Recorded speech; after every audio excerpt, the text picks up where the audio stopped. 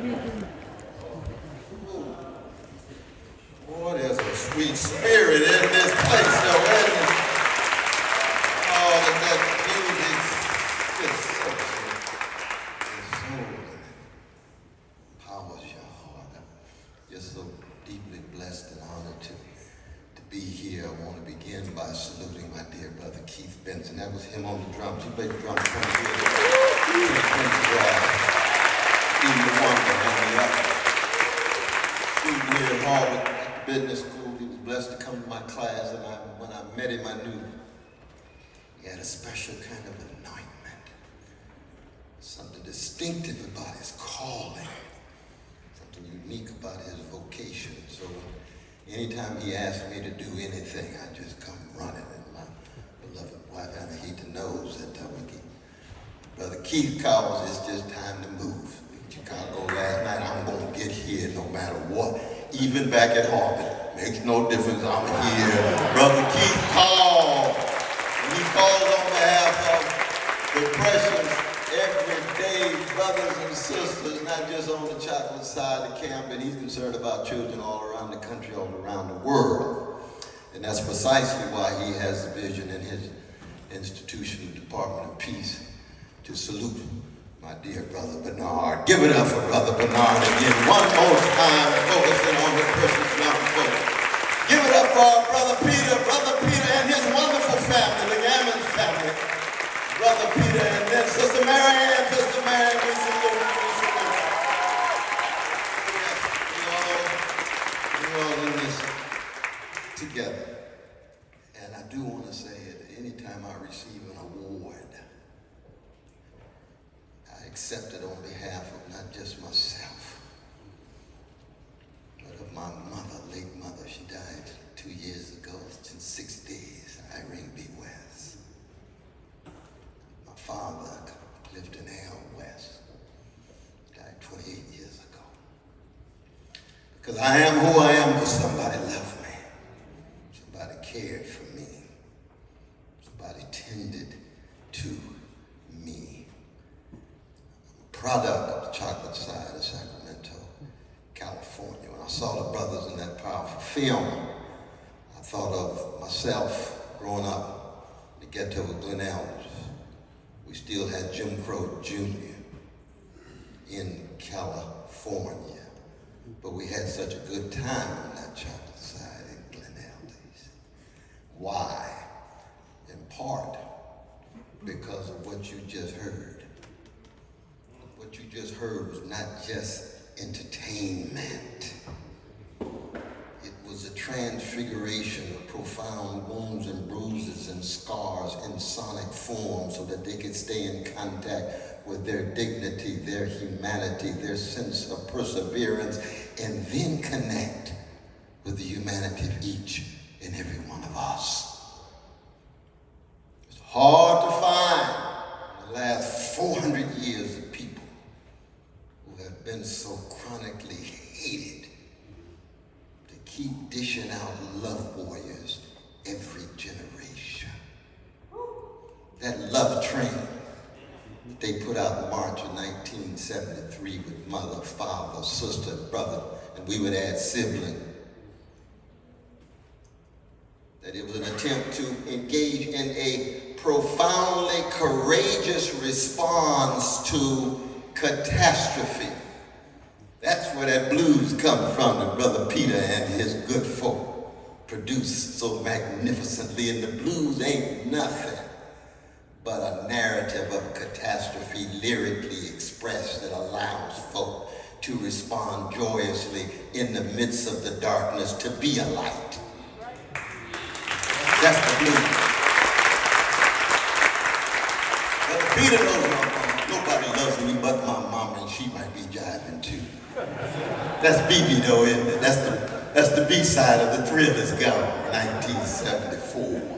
Strange fruit that southern trees bear. Our Jewish brother Maripo wrote, and the genius from Baltimore City, Billie Holiday, sang about. That's not problem, that's catastrophe.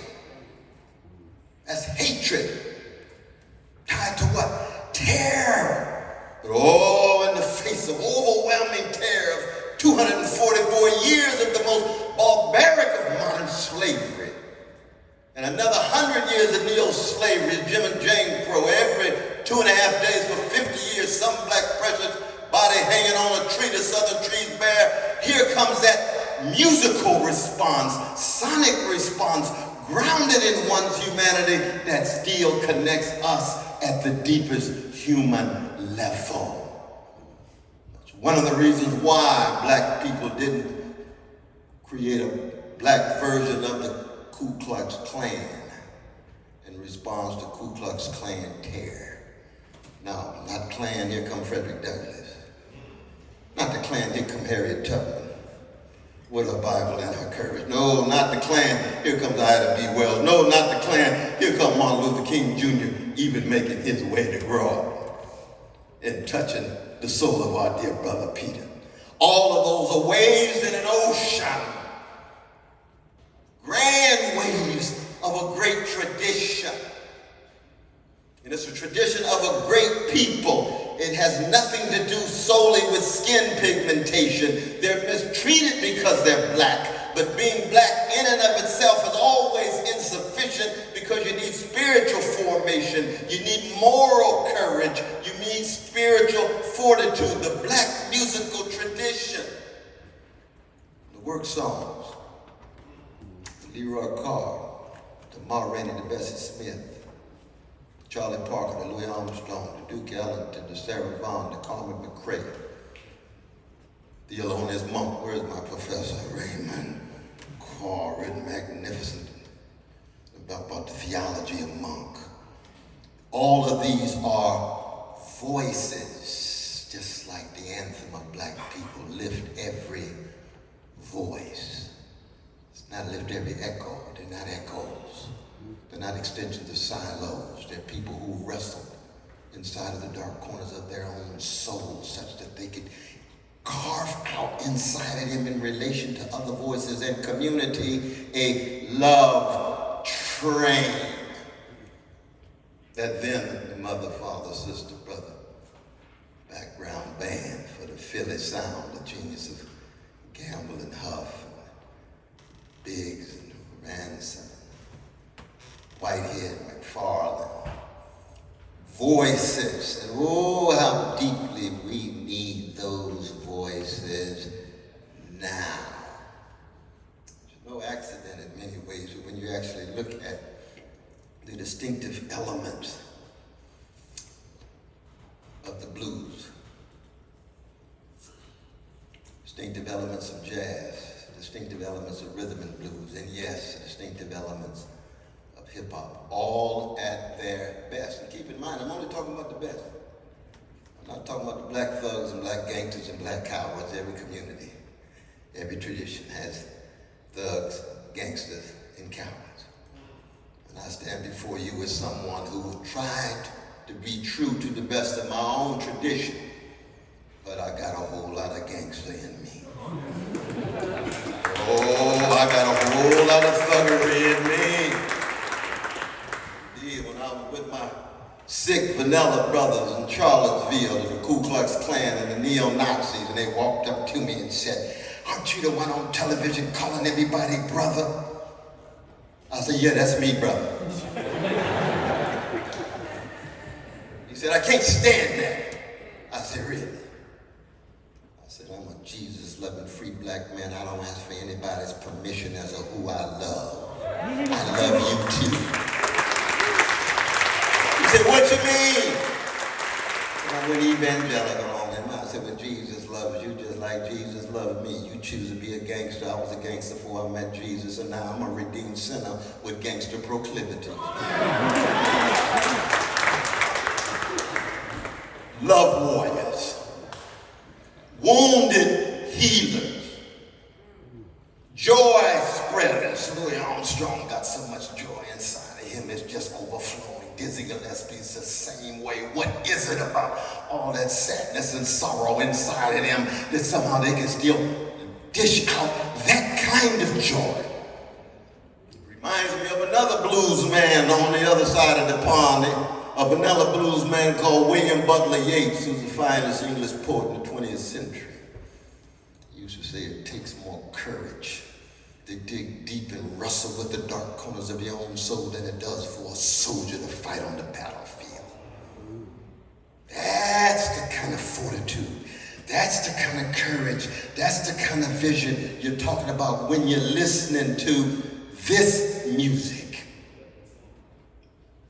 Black music is the greatest artistic breakthrough in the most barbaric of recorded times of the 20th century. No other century has generated such levels of barbarity and bestiality of 150 million of our fellow human beings dead in the name of some ideology, whatever it is, Nazism, communism, imperialism, patriarchy, whatever it is. But in the midst of all of that barbarity, oh, my dear brother Carrasco understands what I'm talking about. Distinguished professor that he is here. Where is he? There he is. There he is. He understands. He worked with Tony Morrison. Took Tony Morrison to Mexico to meet Marquez. What is Tony Morrison? Tony Morrison is a literary musician. Because she knows you need music to break the back of sentences sometimes. So that whatever sentences you write, you cut them and they ought to bleed. And if those sentences don't bleed, it's too abstract and academic. You get to put yourself into it just like you put yourself into this music. Something's at stake. Bigger than your ego. Bigger than your narcissism. Bigger than your hedonism. Something is at stake. What is it? Well, we see it in the recipients. Integrity in the face of oppression. Honesty in the face of deception. Decency in the face of insult, assault, and then courage in the face of it all, including brute force. And that's why anytime America has had the blues, it could be the Civil War, it could be the 1960s, or it could be recently holding back neo-fascism with Brother Trump being pushed out. The role of not just black freedom fighters, but the role of the black musical tradition of that struggle intervened. Union Army couldn't have won without 200,000 black soldiers who left the plantations and broke the back of the Confederates. The 1960s, without the leadership of Fannie Lou Hamer, Ella Baker, Diane Nash, James Lawson, Martin King, America would have rolled down and spiraled to chaos. We'd be at each other's throats. And then here comes the neo-fascists recently who pushed our dear brother milquetoast neoliberal Biden across the line. Black voters. I was doing the pushing, but he's not my favorite candidate, but he was the best one at the moment, so I had to do the pushing, but I knew who I was supporting. And it's not a question of skin pigmentation, it's a question of spiritual formation, moral courage, making choices, commitments, raising the most frightening question we can ever raise, which is, what does it really mean to be human? What kind of human being are you going to choose between your mama's womb and the tomb? Harvard's Veritas, ooh, that's audacious. Truth. Are you talking about capital T or small t? I come from a tradition that says a condition of truth is to allow suffering to speak.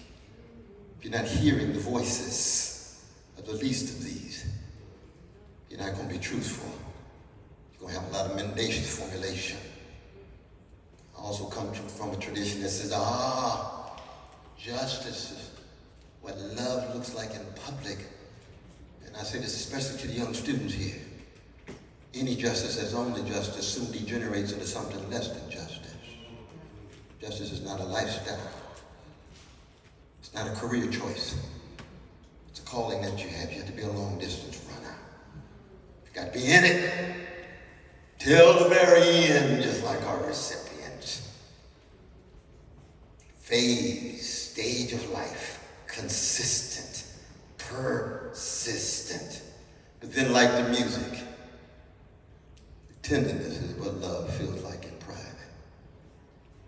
We should never forget that one of the ways in which the best of the black tradition, the great tradition of black people, teaching the world so much about joy, about freedom, about healing, and about love, is in the midst of all of the social misery, still such delicacy.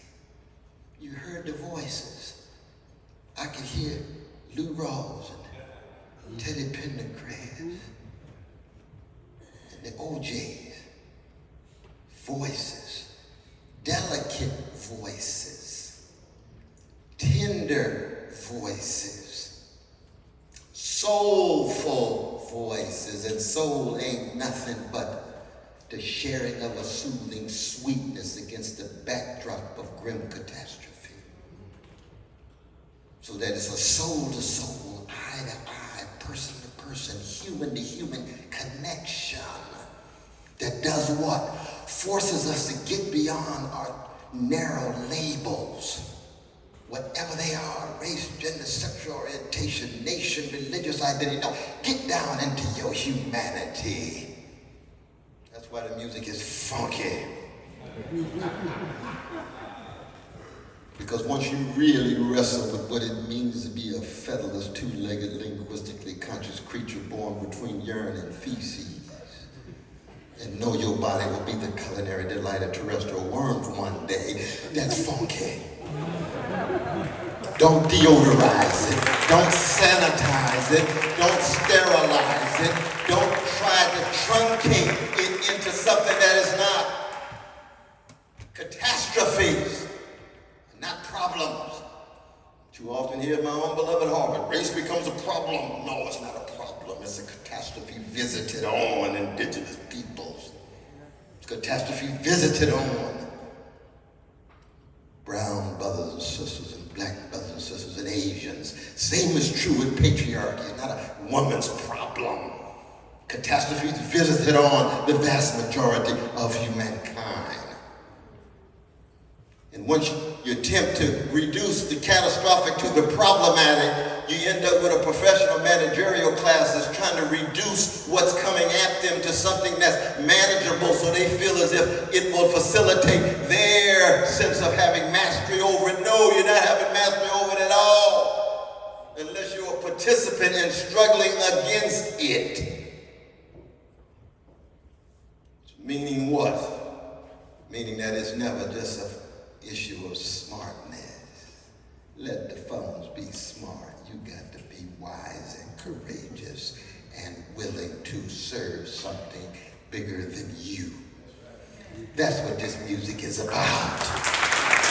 That's what this music is about. Lifting the voice. And it's very important to keep in mind, I was looking at my Vanilla brother singing that song by the Spinners, and I turned to my wife and I said, this brother, he's sounding good. And I ought to be ashamed of myself. Sometimes, when you see the white brother in the band, you figure, is he gonna come through with them? Came through magnificently, meaning what? Meaning that any time white brothers and sisters or anybody else join the freedom struggle, especially the black freedom struggle, you're not coming in as an ally. Can I be your white ally? Can I be there to aid you? Can I be alongside you? No! This brother's in the band. He ain't no ally, he's in the band. He's part of the struggle. He knows what solidarity is all about. He's a human being who chose decency, integrity, and he likes the groove, and it helps his soul just like it helps everybody else. Gil Evans ain't no white ally, and Miles Davis is quintet. He's in the band. Brother Greg on the drums for Sly and the Family Stone. Vanilla, he's not an ally, he's in the band. The black brother Clarence in Bruce Springsteen's band, he's not a black ally, he's in the goddamn band. We in the band, we on the love train. That's what we are about. Do we have the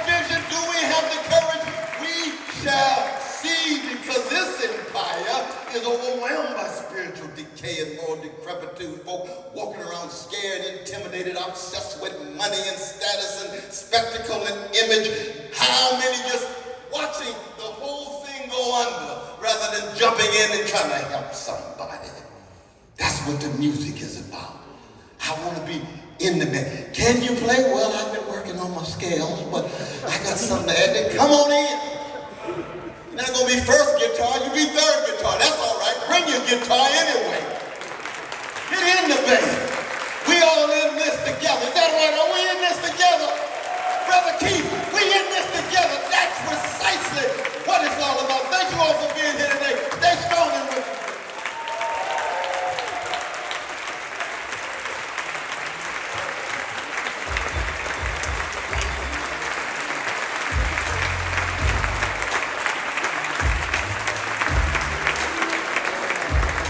Supposed to have closing remarks, but rather than have closing remarks, somebody out in the back made me recognize that we had a young lady up here. She didn't get a chance to sing.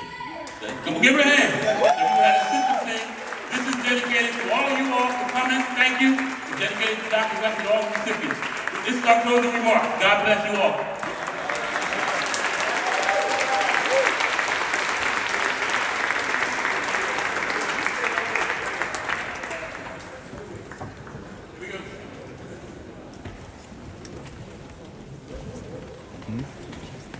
Yeah, probably.